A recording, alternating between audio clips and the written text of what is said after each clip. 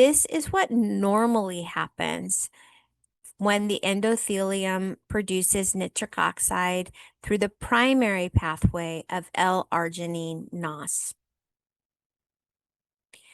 To be able to produce nitric oxide, we need L-arginine, which is an amino acid. It's a non-essential amino acid, which means that your body produces it.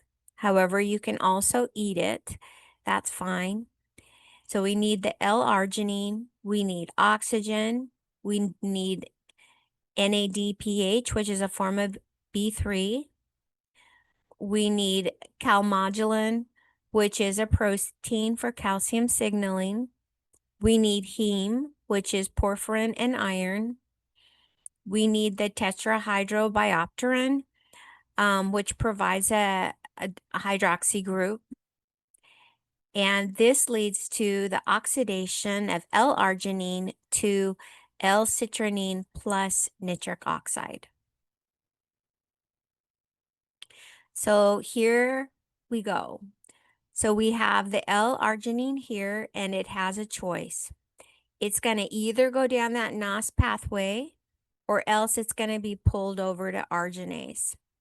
The things that will pull the L-arginine over to arginase pathway is basically inflammation. If L-arginine is pulled over to the arginase pathway, we will not end up with nitric oxide.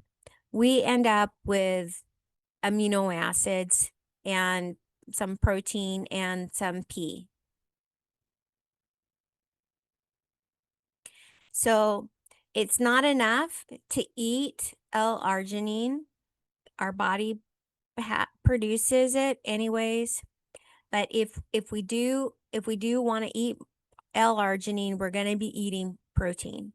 That's soy, seeds, nuts, aged cheese, meat, and legumes.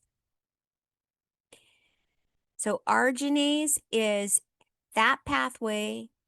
That pathway is activated by oxidative stress and then reactive oxygen species, diabetes, aging, hypertension. When arginase is elevated, it will outcompete NOS for arginine. And so this means that you won't have as much nitric oxide. The other thing that high arginase does is it uncouples NOS, which then creates superoxide, and then less nitric oxide. The other thing that's bad is that superoxide can combine with nitric oxide to make the inflammatory peroxynitrite.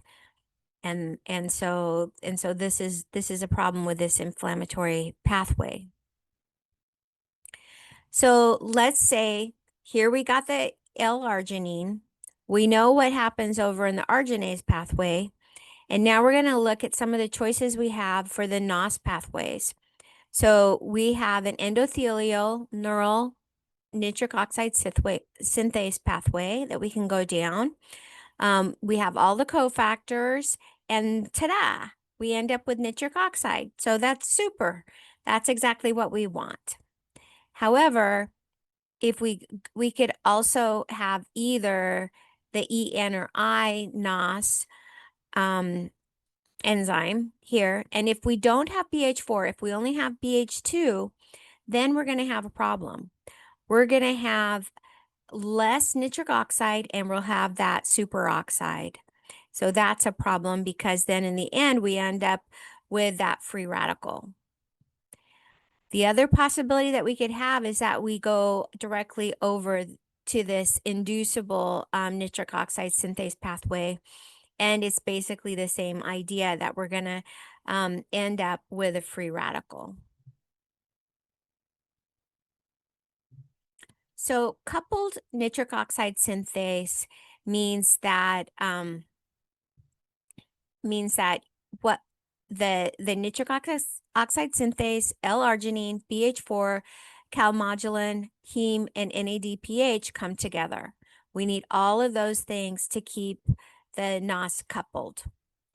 And if we have the coupled NOS, then we'll have the transfer of electrons so that we can actually produce nitric oxide and L-citrulline. So BH4 is really super important. It can be produced from scratch, and it can be recycled or salvaged. The recycled and salvaged pathways are highly dependent on the folate pathway. It's very important for us to have the BH4 not only for production of nitric oxide, but also for production of dopamine and serotonin.